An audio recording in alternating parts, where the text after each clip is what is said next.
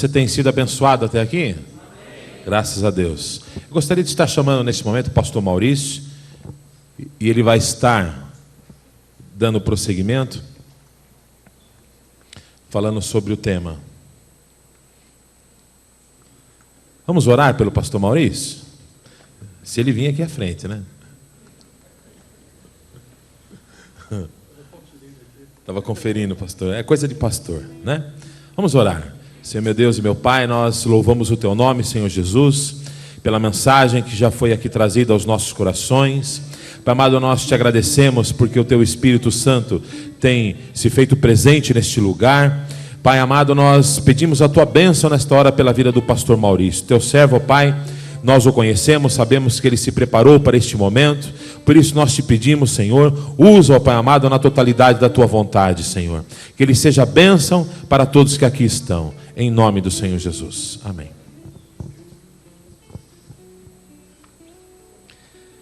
Graça e paz, queridos. Primeiro eu gostaria de dar as boas-vindas a todos os irmãos, amigos, que estão participando desta conferência. Quando eu fui convidado para orar, a princípio eu fui convidado para orar, não fui convidado para dar as boas-vindas, Então o Rodrigo falou para mim, pastor, por favor, dá as boas-vindas, Então eu, obedientemente, agora eu estou dando as boas-vindas. Estava conversando com o Diamanso, que perguntei para o Diamanso assim, a pessoa que falou que o autor do Rude Cruz entrou em crise é tal? Ele falou, é o tio da minha esposa que falou isso. Então está tudo em casa, é muito bom a gente poder discorrer sobre a vida cristã e de uma forma simples. Uma das pessoas que estava ali, evidentemente interessada por esse assunto, ele disse o seguinte: como é que doutores e bacharéis em teologia podem falar em simplicidade cristã? E eu fiquei interessado nessa questão. Aliás, quem me chamou a atenção sobre esta pergunta foi o próprio Alain. Como é que pessoas que fazem teologia formal, podem falar em simplicidade cristã? E eu pensei, como é que existe na cabeça da maioria das pessoas, talvez, uma percepção de que o estudo torna a vida complexa, prolixa, e por isso um obstáculo à simplicidade. Então o fato de nós estarmos aqui nesta palestra, discorrendo sobre as Escrituras, com algum tipo de formação, nos faz ter críticas como essa. Algumas pessoas dizem, não, vocês evidentemente perderam já a simplicidade. O próprio Diamanso também tocou nessa questão, quando ele falou a respeito de como muitos da missão integral são teóricos. E é fato, a gente tem que reconhecer que nós falamos muito sobre simplicidade cristã, sobre teologia, ou até mesmo falamos muito sobre o como fazer, mas, na verdade, nós não colocamos as mãos à obra. E é importante que, num tema como esse, simplicidade cristã, a gente retome também essa simplicidade no agir, no dizer, para que nós realmente possamos cumprir os propósitos de Deus. Será que essa questão que foi levantada é resolvida dessa maneira? Queridos, sem dúvida, uma vida simplificada é melhor para ser vivida. Conceitos claros e bem definidos nos ajudam para aplicações práticas. Grandes personagens da história, em vários campos do saber, deixaram máximas que até hoje nós repetimos. São pessoas que tinham até um pensamento complexo, elaboraram teologias interessantes, mas deixaram algumas frases, simplificaram o seu pensamento de tal forma que às vezes a gente se lembra muito mais dessas pequenas frases do que propriamente do arcabouço teológico que eles criaram. Por exemplo, no caso da teologia, homens como Lutero, Calvino e Wesley nos deixaram preciosas frases que ilustram maravilhosamente atitudes a serem tomadas. Por exemplo, o Lutero, uma vez falando a respeito do casamento, ele disse o seguinte: O homem, aos 20 anos, ele tem que ser belo. Aos 30 anos, tem que ser forte. Aos 40, tem que ser esperto. E aos 50, tem que ser rico. E se aos 50 anos o homem não conseguiu nada disso, então não tem mais tempo para ele conseguir tudo isso, né? Uma frase interessante que nos chama a atenção a respeito da vida, a gente muitas vezes pensa no Lutero como aquele apenas que falava a respeito da justificação pela graça e pela fé, estava em combates terríveis, né, contra os adversários da justificação pela graça, mas, no entanto, ele sai com algumas deixas preciosas que nos simplificam, né? Porque, afinal de contas, pensando a respeito da vida, a gente tem alguns ciclos interessantes, principalmente nós, homens, nesse caso, né, passamos por essas fases. Agora, é claro que Lutero, quando estava falando isso, ele estava falando a respeito dele mesmo, porque ele estava prestes a se casar, ele já tinha passado da idade da beleza, da força, da esperteza e da riqueza também. Em relação ao próprio Lutero também, uma vez, um dos alunos perguntou a ele o que Deus estava fazendo antes de criar todas as coisas. Eu gostaria de ver o rosto de Lutero nesse momento. Ele simplesmente disse que estava criando o inferno para pessoas curiosas e impertinentes como esse aluno. Ele simplificou dizendo, não sei. Ora, afinal de contas, essa frase fez com que os próprios alunos percebessem que às vezes a gente exagera nas nossas buscas de conhecimento. O próprio Wesley também nos deixa exemplos maravilhosos. Por exemplo, quem não conhece aquela frase, a minha paróquia é o mundo? Ele sintetiza um aspecto maravilhoso aí, né, a respeito da missão da igreja, a missão de todo cristão, de sair das quatro paredes e pregar a todos os cantos desta terra. Agora, como simplificar? Eu apresento aqui aos irmãos uma tentativa de simplificação. Eu sei que existem matemáticos aqui presentes, né? Eu gostaria que vocês observassem bem esse quadro. Se eu me lembro mais ou menos como se lia isso no segundo grau, x mais y vezes x mais y menos y ao quadrado sobre x mais 2y. Simplificando isso, dá x ao quadrado mais xy mais yx mais y ao quadrado menos y ao quadrado sobre x mais 2y. X ao quadrado mais 2xy sobre x mais 2y igual a x vezes x mais 2y sobre x mais 2y. E o resultado disso é x. Simplificação é exatamente isso, né? Então você tem uma equação, eu não sei se isso é bem uma equação, mas você tem aqui uma expressão numérica, isso é álgebra, né?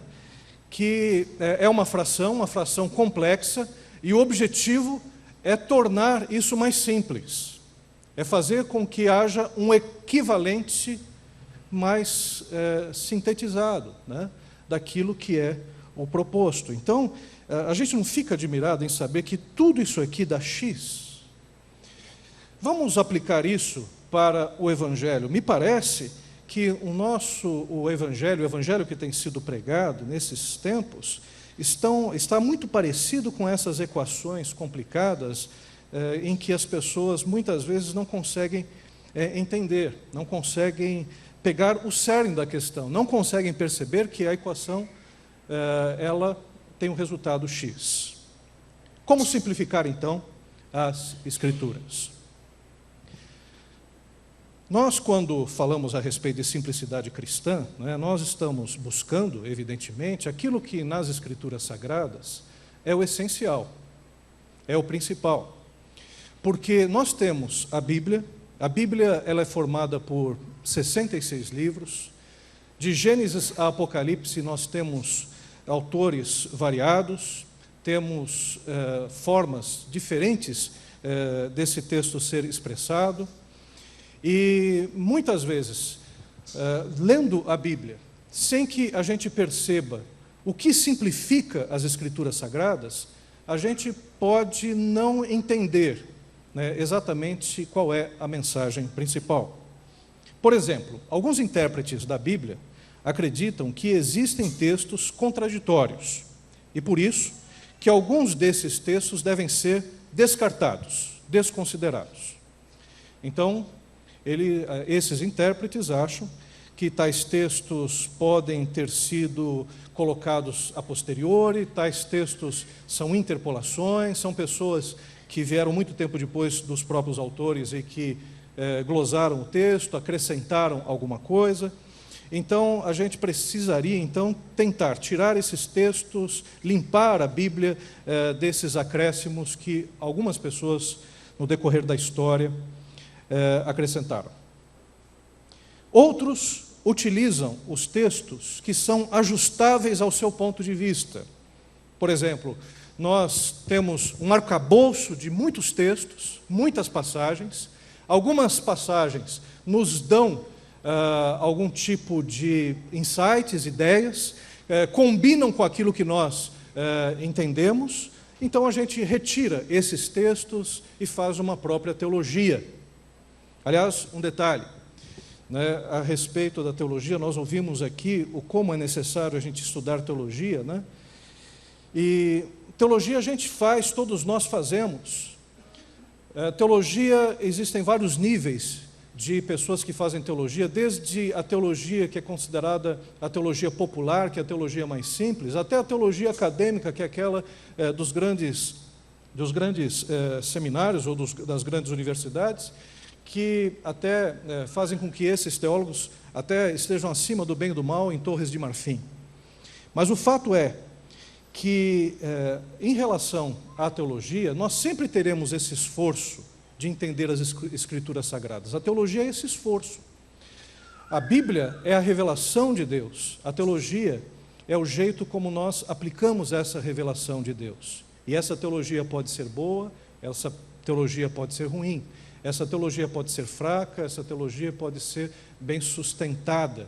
Essa teologia pode ser uma teologia fragmentada ou pode ser uma teologia abrangente. Pode ser uma teologia que dá certo só para algumas pessoas em alguns lugares, ou uma teologia que leva em conta o todo e realmente é uma teologia que alcança todas as pessoas. Então, a teologia é o nosso esforço de tentar entender as Escrituras Sagradas. E aí a gente precisa fazer algumas perguntas. Para que a gente possa simplificar as Escrituras, a gente tem que entender qual que é a base segura para avaliar essa simplificação. Os teólogos chamam isso de hermenêutica, de interpretação das Escrituras. Vou dar um exemplo aos irmãos. Por exemplo, a gente pode pegar alguns versículos na Bíblia que falam a respeito de finanças. Alguns versículos que são bem conhecidos da gente. Trazei todos os dízimos à casa do tesouro, para que haja mantimentos na minha casa, e depois fazei prova de mim nisto, diz o Senhor dos Exércitos, se eu não vos abrir as janelas do céu, e não derramar sobre vós uma bênção tal, até que não haja lugar suficiente para a recolher-lhes. Outro texto falando também a respeito de finanças, ou interpretado como tal, pede-me, e eu te darei as nações por herança, e as extremidades da terra por possessão. Uma passagem interessante que eu já ouvi no rádio uma vez, numa aplicação sui generis.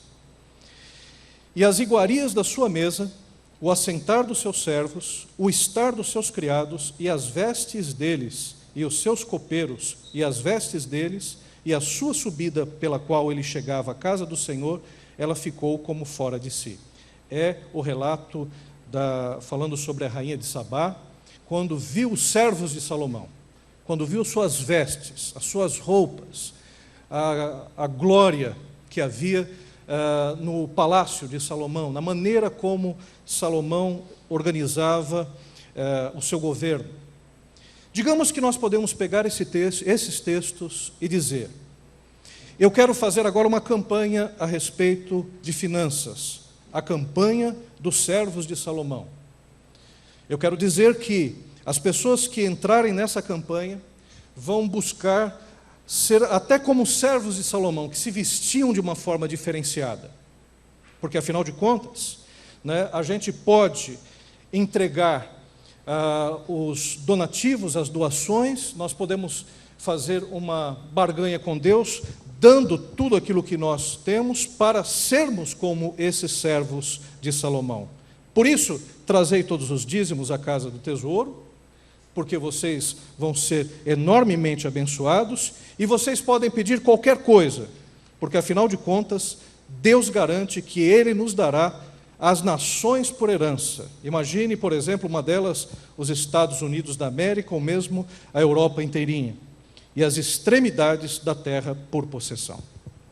Peguei esses 3 versículos, montei uma teologia de finanças, e vou levar isso adiante na igreja local. O resultado que nós podemos ter aqui, financeiramente, é um resultado muito bom.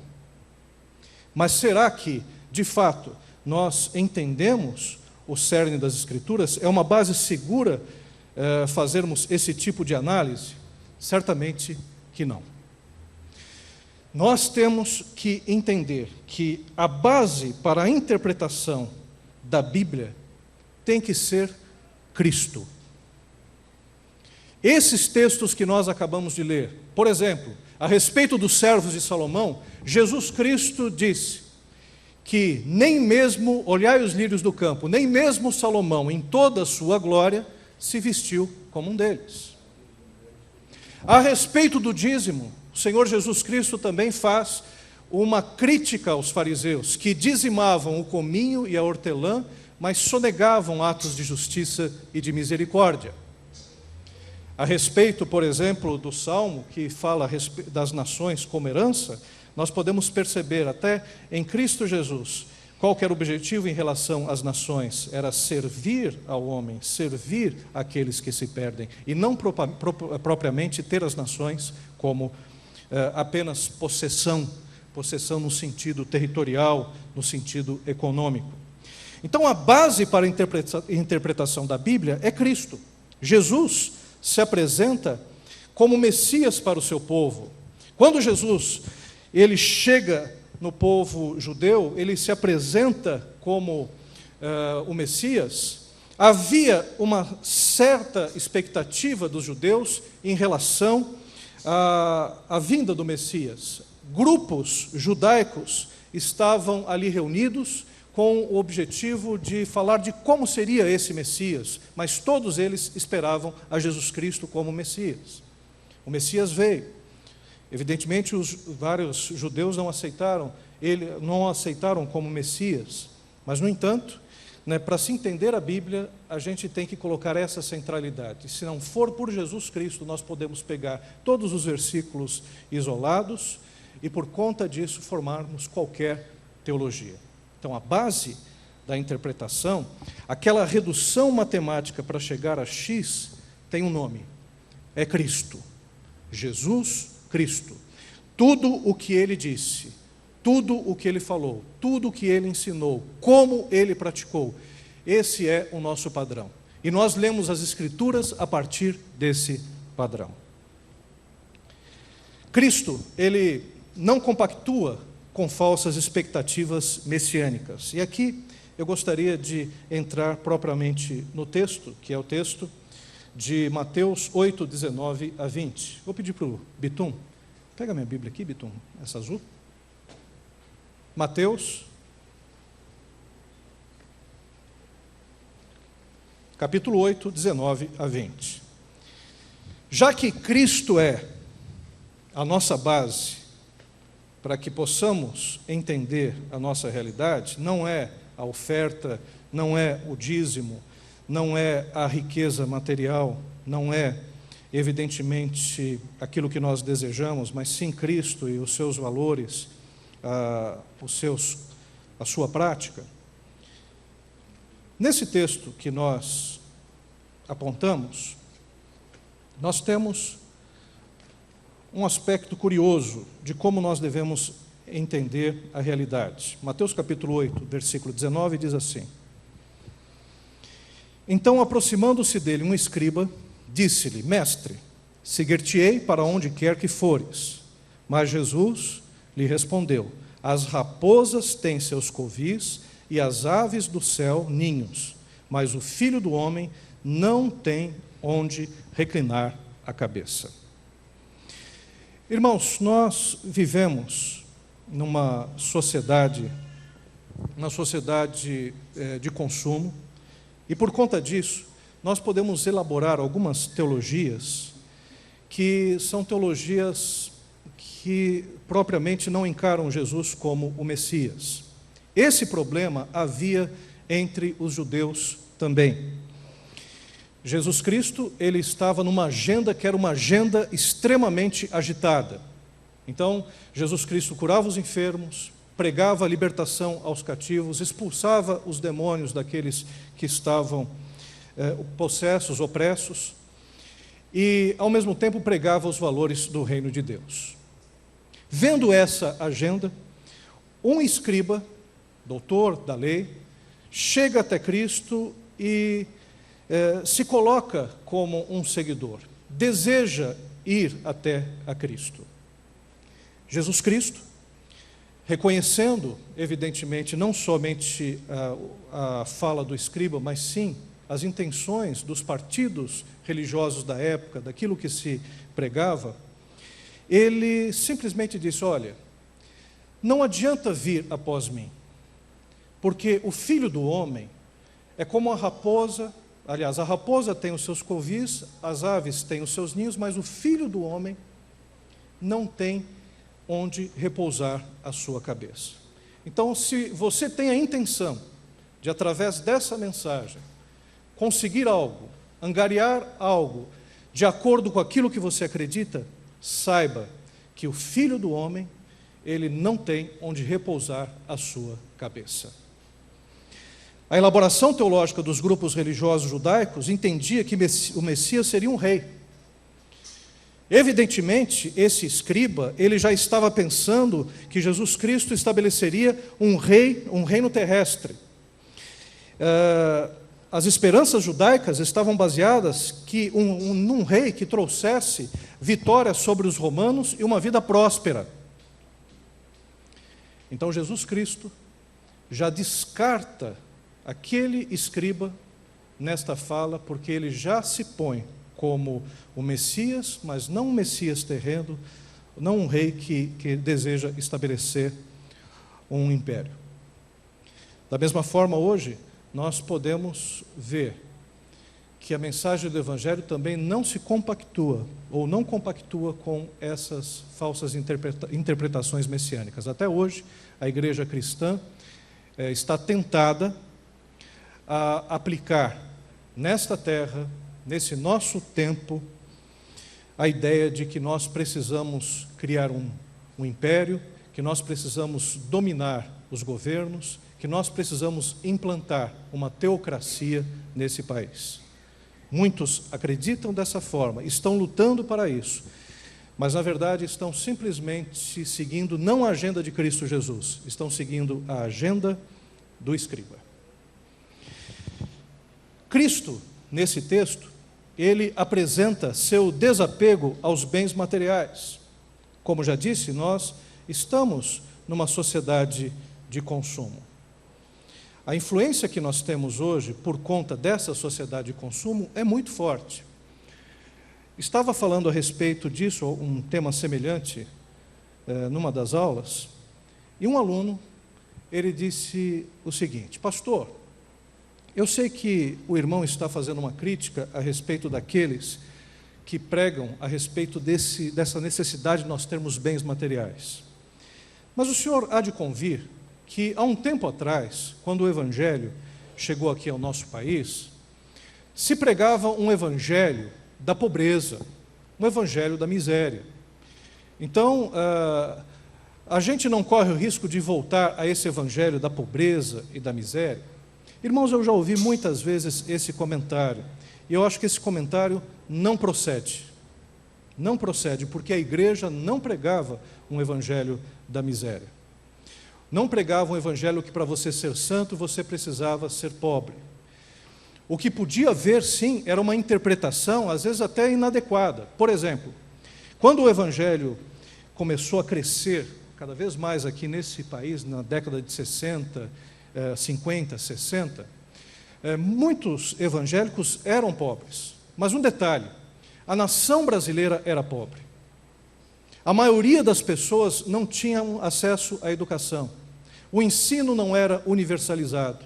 As pessoas não conseguiam ascender socialmente, por exemplo, como hoje. Não havia faculdade para todos. Então, o que acontecia, às vezes, em várias igrejas, de pessoas muito simples, quando eles viam que havia um obstáculo intransponível no mundo para eles, de que não dava para ascender socialmente, não era possível, ele sendo pobre, angariar uma situação até melhor do que ele estava vivendo, ele simplesmente dizia: olha, o que importa mesmo é o céu, a gente não precisa ter tantas preocupações materiais, porque afinal de contas, nós temos já a vida eterna. Com o tempo, a própria sociedade brasileira foi mudando. Hoje, nós estamos dando lição de casa em termos econômicos para países europeus e para os Estados Unidos, em alguns aspectos. Hoje nós temos um maior alcance para a universidade. Existe o ProUni, por exemplo, e outras faculdades, até com preços mais acessíveis, para que as pessoas possam alcançar um nível acadêmico um pouco melhor e ascender socialmente. Então, hoje é diferente. E por que hoje é diferente? Porque hoje nós temos mais acesso a bens materiais. A igreja hoje é mais preocupada com bens materiais também, num reflexo de como é o mundo. Essa é a questão. O Ed René, num artigo muito interessante, falando sobre o Zygmunt Bauman, ele comentou que a nossa sociedade capitalista, quem não consome na nossa sociedade atual, quem não consome não existe. Nós deixamos para trás a caderneta de poupança, que tinha, evidentemente, a ideia de consiga dinheiro e depois compre o que quiser, para uma outra fala. Nós migramos para o cartão de crédito, onde está expressa a seguinte fala: compre o que quiser e depois consiga o dinheiro para pagar. Então, em muitas campanhas financeiras, saem alguns cristãos dando testemunho, dizendo: olha, eu consegui comprar um carro. Comprou em 36 ou 60 prestações. Às vezes o testemunho é: Deus me deu um carro. Não deu ainda. Faltam 60 prestações para serem pagas. Você corre um risco muito grande de que Deus permita que o teu nome entre no SPC e no Serasa. E mais, se continuarmos nessa lógica, se houver busca e apreensão por falta de pagamento, então diga: Deus também tirou o meu carro. Porque, afinal de contas, essa fala é uma fala que está expressando não a ideia de que o Evangelho deve ser pregado com o objetivo de que as pessoas fiquem ricas ou fiquem prósperas nesse sentido. Não. O centro do Evangelho não é a questão financeira. O centro do Evangelho não é a nossa necessidade material. O centro do Evangelho é Cristo. O centro do Evangelho é Cristo. Ora, quando nós vemos esse texto, Cristo apresenta seu desapego aos bens materiais. Quando ele diz que pequenos animais frágeis possuem melhores condições de moradia que Jesus, ele está pregando também que nós devemos ter desapego às coisas materiais.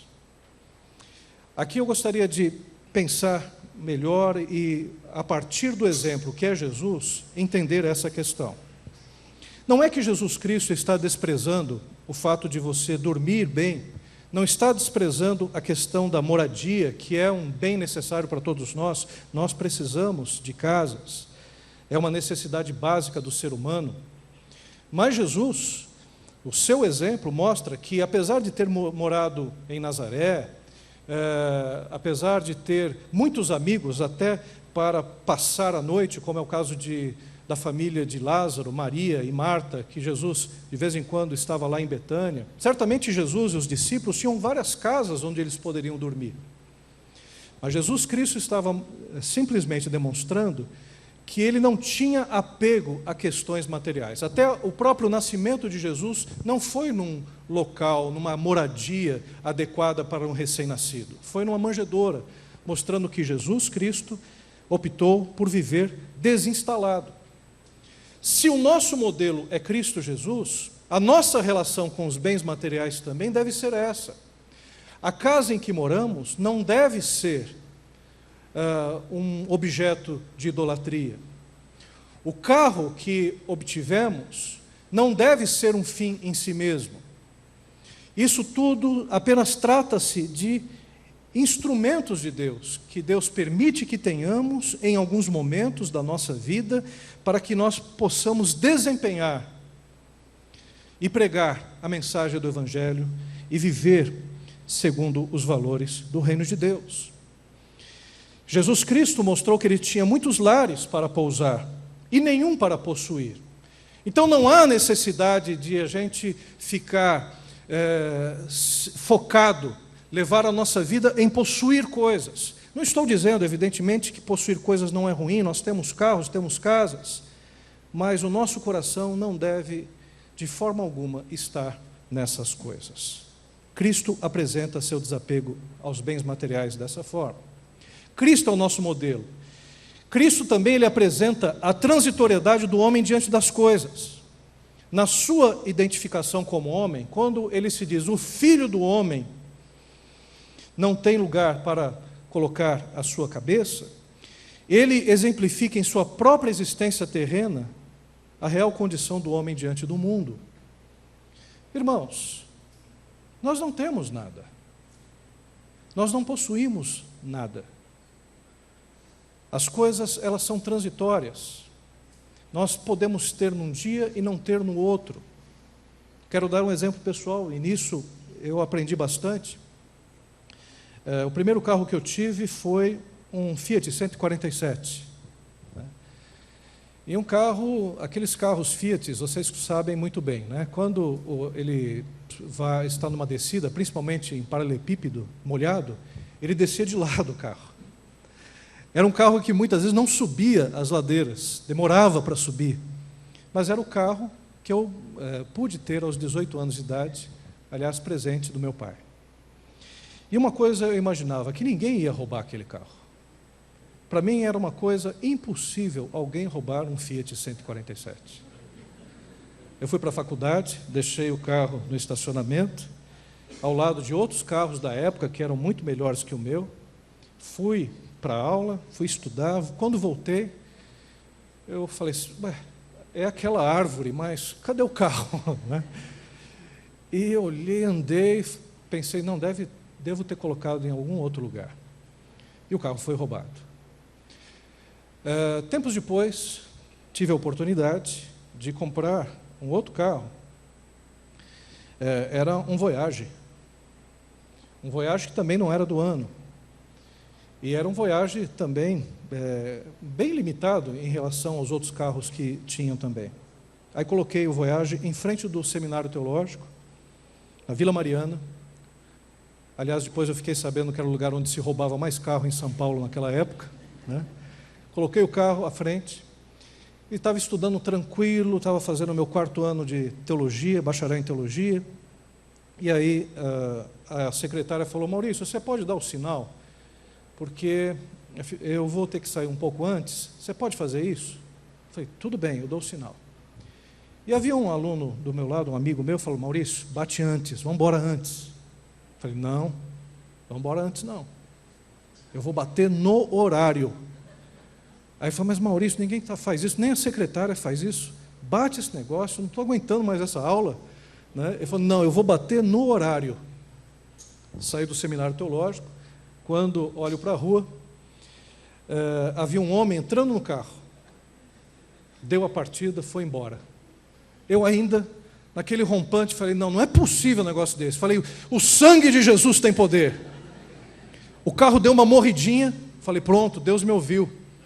Aí ele pegou, o carro pegou de novo, foi embora, eu só vi aquela poeirinha do carro, do escapamento, não vi mais. Numa outra ocasião também, um outro carro também foi roubado, mas eu acho que eu vou parar por aqui, senão vocês vão ficar com pena de mim, né?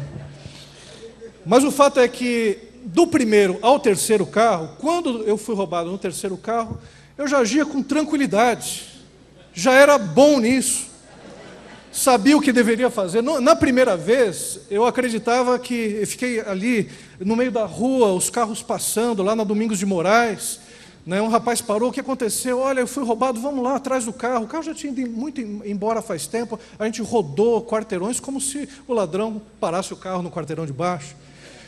Aí fui para a delegacia, não sabia como fazer o boletim de ocorrência. No terceiro carro, tranquilamente, falei, irmãos, meu carro foi roubado. Pastor, como foi? Não, foi roubado, vamos lá na delegacia, você me ajuda, dá uma carona. Sabia fazer direitinho, estava prático, né? Mas uma coisa eu havia percebido nessa experiência, é que carro vai embora, carro pode ser roubado, a gente pode depois ter o dinheiro do seguro, se tiver seguro, senão a gente vai ter que batalhar para comprar outro, e outras coisas mais. A verdade é que nada nos pertence. E também, a nossa própria vida não nos pertence. Recentemente, os irmãos sabem, né, eu perdi meu pai. E também as pessoas não nos pertencem. Não nos pertencem. Nos últimos dias com meu pai, a gente percebia que ele estava indo, que ele estava indo embora.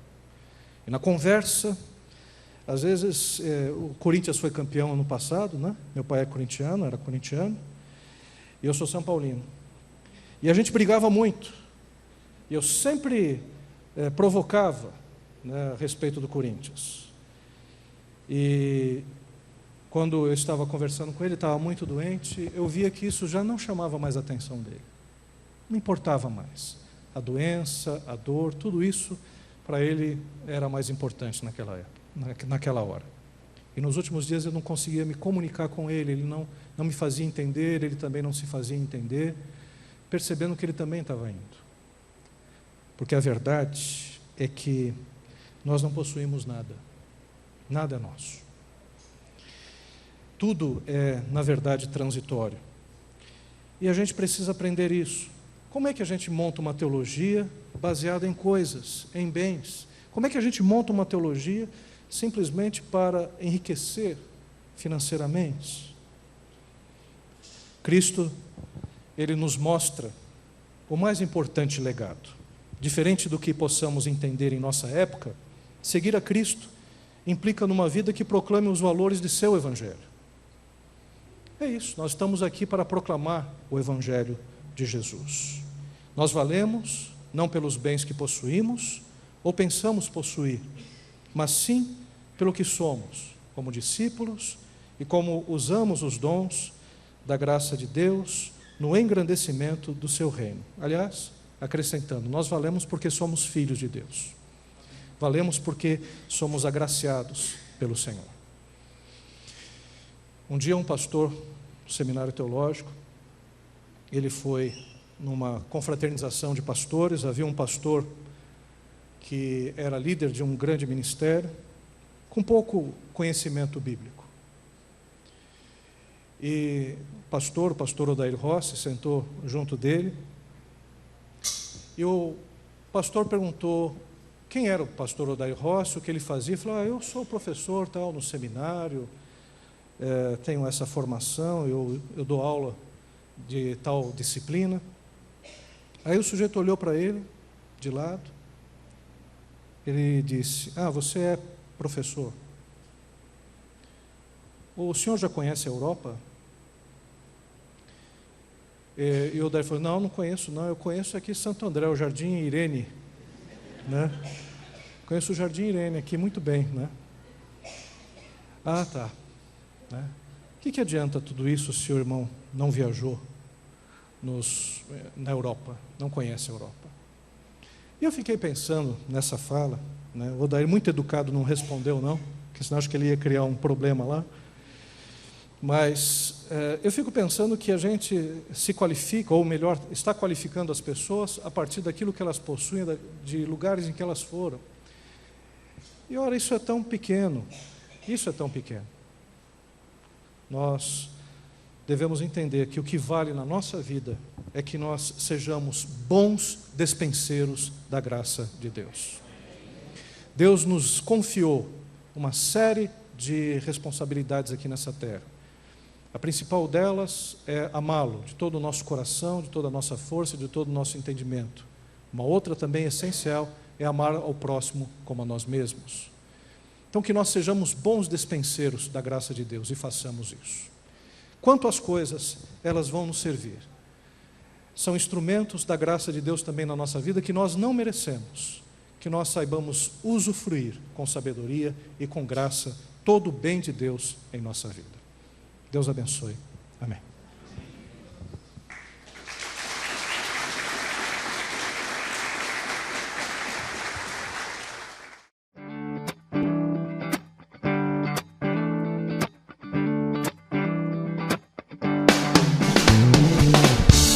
Blow your trumpets, angels.